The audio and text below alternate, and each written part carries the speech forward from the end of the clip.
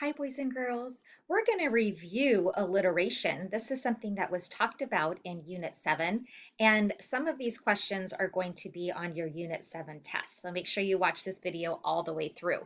So just to review, alliteration is down here. It says when words that are near each other start with the same consonant sound. Remember, consonants are going to be any letters in the alphabet that are not vowels. So our vowels are A, E, I, O, and U, and sometimes Y. Any other of the letters in the alphabet are going to be consonants. So let's take a look here at this example. Cookies and what could go right here that would be an alliteration? Think about a word that starts with this consonant C that I could put here. Cookies and lots of different ones we could probably think of.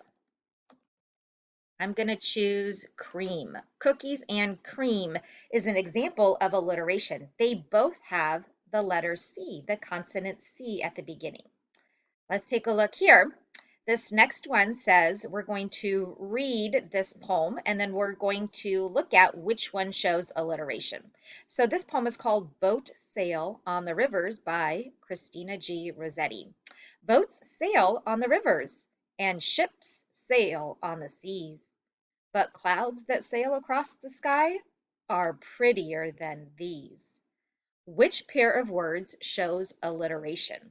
So sails and seas is the correct answer. Think about what letter do you see that's the same at the beginning of these words?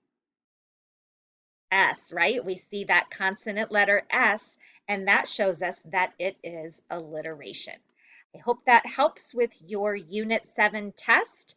Go in now and complete that test. If you're confused about any of the topics, make sure you come to any open office hours, and I would be happy to help.